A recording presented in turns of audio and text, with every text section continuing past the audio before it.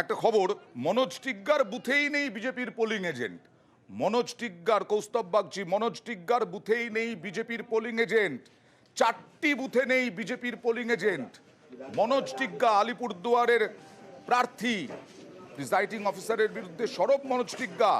এজেন্টরা সময়ে আসেননি, পাল্টা দাবি প্রিসাইডিং অফিসারের। আলিপুরদুয়ারে তুলসীপাড়া জুনিয়র হাই স্কুলের ঘটনা। মনোজ টিগ্গা কি অভিযোগ করছেন দেখুন।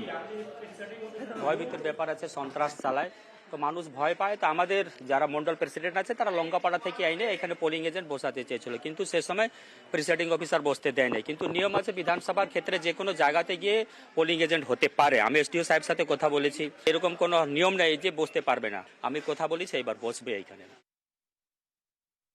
না না না না না না না না, এই একদম ভুল কথা।